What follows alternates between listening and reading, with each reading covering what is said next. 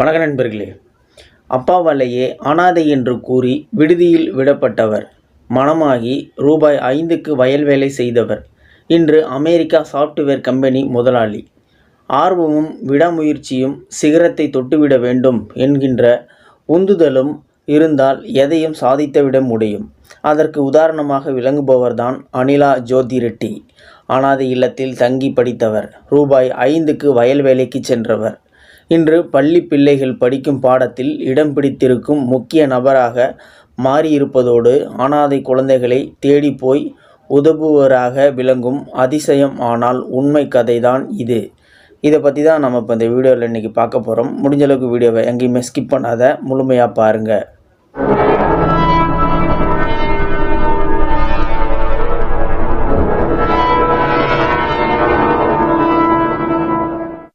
1970ஆம் ஆண்டு அப்போதைய ஆந்திரா மாநிலமாக இருந்த இப்போதைய தெலுங்கானா மாநிலத்தின் வாராங்கல்லில் உள்ள ஒரு கிராமத்தில் ஏழ்மையான குடும்பத்தில் பிறந்தவர் அனிலா ஜோதி ரெட்டி. தன்னுடன் பிறந்த 4 பேரில் ஜோதி 2வது பெண். வீட்டு வறுமையால் தனது 2 பெண் பிள்ளைகளை தாயில்லா பிள்ளைகள் என்று பொய் சொல்லி அனாதை இல்லத்தில் சேர்த்தவர் ஜோதியின் அப்பா.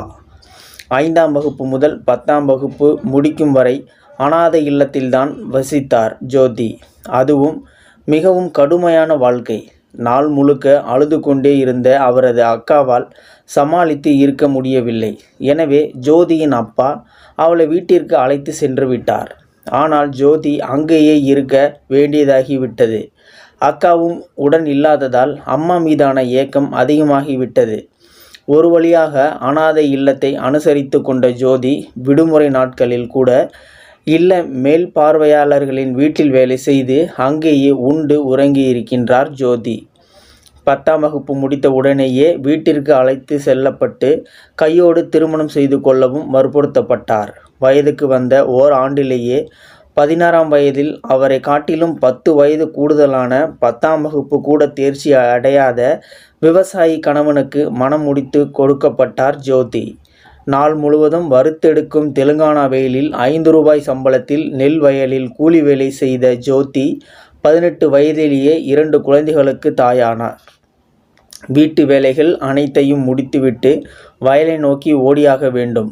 பொழுது சாய்ந்த பின் வீடு திரும்பியதும் இரவு சாப்பாடு சமைக்க விறகடுப்பில் புகைய வேண்டும். ஸ்டவ் கூட வாங்க முடியாத வறுமையான சூழல். 1989ஆம் வருடம் ஜோதியின் வாழ்க்கையில் ஒரு திருப்பு முனையாக அமைந்தது. நேரு யுவகேந்திரா சார்பில் கிராம இளைஞர்களுக்காக வகுப்புகள் எடுக்கப்பட்டன. அந்த வகுப்புகளில் பாடம் சொல்லிக் கொடுக்க படித்தவர்கள் வேறு யாரும் இல்லாததால் ஜோதி அழைக்கப்பட்டார். அந்த சம்பளமும் குடும்பத்தை பாதுகாக்க போதாததால் இரவு நேரங்களில் தையல் வேலையில் ஈடுபட்டார். தட்டச்சும் கற்றுக்கொண்டார். பார்த்து கொண்டிருந்த வேளையில் அவர் காட்டிய உத்வேகமும் வித்தியாசமான முயற்சிகளும் அவரை யுவகேந்திர மண்டல மேல் பார்வையாளராக உயர்த்தியது. அதன் பிறகு பல வாரங்கள் மாவட்டத்தின் வெவ்வேறு பகுதிகளுக்கு வேலை நிமித்தமாக அலைந்தபோதுதான் கல்வியின் முக்கியத்துவத்தை புரிந்து கொண்டார். சிரத்தை எடுத்து தானும் மேற்கொண்டு படித்தார். திறந்தநிலை பல்கலைக்கழகத்தில் முதுநிலை பட்ட படிப்பு வரை படித்து அரசு ஆசிரியராக பணியில் சேர்ந்தார். தன் வீட்டிலிருந்து வேலையை பார்த்து பள்ளிக்கு செல்ல 2 மணி நேரம் ஆகும். அந்த நேரங்களில் கூட அயராமல் தான் தைத்த துணிகளை பயணம் செய்யும் பேருந்துகளில் விற்றார். தனக்கு கிடைக்கும் கொஞ்ச ஓய்வு நேரத்தில் கூட இப்படி வாழ்வில் அடுத்த கட்டத்தை நோக்கி முன்னேற வாய்ப்பளிக்கும் வேலைகளில் ஈடுபட்டார். அமெரிக்கா செல்ல வேண்டும் என்ற கனவு ஜோதிக்கு வந்தது. இதற்கு காரணம் அங்கிருந்து வந்த அவரின் உறவினர் ஒருவர். அங்கு சென்றால் நல்ல வேலைவாய்ப்புகள் கிடைக்கும் என நம்பினார். இதனால் கணினி கற்க ஆரம்பித்தார். கடவுச்சீட்டு விசாவுக்கு பணம் சேர்க்க துவங்கினார். ஒரு வழியாக பணம் சேர்த்த பின் தன் 2 மகள்களையும் விடுதியில் விட்டுவிட்டு அமெரிக்கா சென்றார். வாழ்க்கையில் எப்படியாவது முன்னேறிவிட வேண்டும் என்கின்ற ஆசையோடு பறந்து சென்ற ஜோதியை அமெரிக்கா உடனடியாக வரவேற்கவில்லை. அங்கு சென்ற பின் சரியான வேலையும் தங்க ஒரு இடமும் கூட கிடைக்காமல் அலைந்தார். ஒரு வழியாக மாதம் $350 கட்டணத்தில் பணம் செலுத்தும் விருந்தாளியாக தங்குவதற்கு ஒரு குஜராத்தி குடும்பத்தை கண்டுபிடித்தார். அப்போது அவரிடம் செல்பேசி இல்லை. தினமும் வேலையிடத்திற்கு 3 மைல்கள் தூரம் நடந்தே சென்று வருவார். மூவி டைம் என்கின்ற வீடியோ கடையில் ஒரு விற்பனை பெண்ணாக முதலில் பணியாற்றினார். பிறகு தெற்கு கலிஃபோர்னியாவில் அரங்க சேவை பெண்ணாக, அடுத்து போனிஸ் நிறுவனத்தில் குழந்தை தாதியாக, அரிசோனாவில் எரிவாயு நிலையத்தில் உதவியாளராக, இறுதியாக வெர்ஜீனியாவில் மென்பொருள் ஆளெடுப்பாளராக வேலைக்கு சேர்ந்தார். இறுதியில் விசா பிரச்சனையால் அந்த வேலையும் விட வேண்டி வந்தது. விசா பிரச்சனையால் தான் சந்தித்த மன வேதனைகளை வேறு எவரும் அனுபவிக்க கூடாது என்று விரும்பினார். அங்கு தோன்றியதுதான் கம்பெனி தொடங்கும் கனவு. அந்த துறையில் மேற்கொண்டு அனுபவம் பெற்றார். பல நாட்கள் மிக கடினமாக உழைத்தார். இன்று ஜோதி ரெட்டி அரிசோனாவில் இயங்கி வரும் கீ சாஃப்ட்வேர் சொல்யூஷன் நிறுவனத்தின் இயக்குனர். ஒரே நாளில் நடந்த அற்புதமல்ல இந்த சாதனை.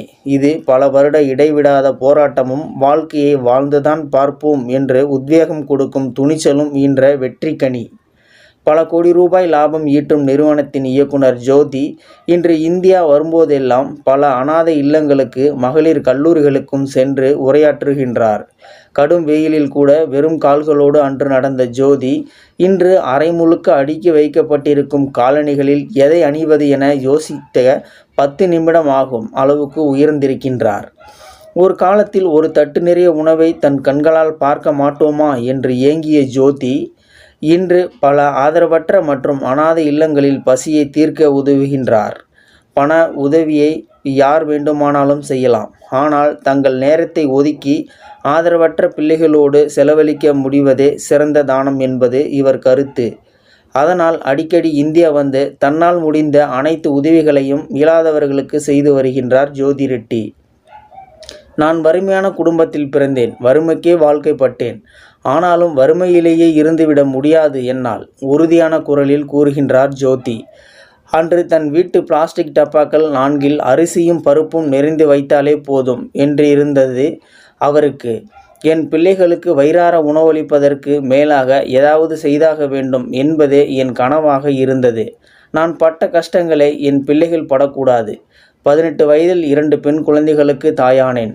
அவர்களுக்கு பொம்மை வாங்க, மருந்து வாங்க என்னிடம் போதிய பணம் இருந்ததில்லை. பள்ளியில் சேர்க்க வேண்டிய நேரத்தில் தேர்ந்தெடுத்தது தெலுங்கு வழி கல்வி. ஏனென்றால் அதில்தான் மாத கட்டணம் 25 ரூபாய். அப்போது ஆங்கில வழி கல்வி கட்டணம் ரூபாய் 50. அந்த 50 ரூபாயில் எனது 2 பெண் குழந்தைகளும் படித்து விடுவார்கள் என்பதால் தெலுங்கு வழி கல்வியை தேர்வு செய்தேன். ஒவ்வொரு ஆண்டும் ஆகஸ்ட் 29ஆம் தேதி கட்டாயமாக இந்தியா வந்து விடுவார் ஜோதி. அன்று அவரது பிறந்த நாள். அந்த நாளை வாராங்கல்லில் உள்ள வெவ்வேறு அனாதை குழந்தைகளுடன் மகிழ்ச்சியாக கொண்டாடுவார். மனநலம் பாதிப்புற்ற 220 குழந்தைகளை தன் பொறுப்பில் ஏற்று அந்த இல்லத்திற்கு நன்கொடை அளித்து வருவதாக ஆர்வமுடன் குறிப்பிடுகின்றார். கார் ஓட்டுவதில் ஜோதிக்கு மிகப்பெரிய ஆர்வம். அது அமெரிக்கா போனால்தான் சாத்தியமாகும் என்பது அவரது நம்பிக்கை. வீட்டில் கடுமையான கட்டுப்பாடுகள். ஆனால் ஒரே ஒரு நல்ல அம்சம், எனது 2 குழந்தைகளோடு வாழ்க்கையுடன் போராடும் பொறுப்பை கணவர் என் வசம் விட்டுவிட்டார். என் மகள்கள் என்னைப் போலவே கடுமையான உழைப்பாளிகள். கொஞ்சம் கூட நேரத்தை வீணாக்க மாட்டார்கள்.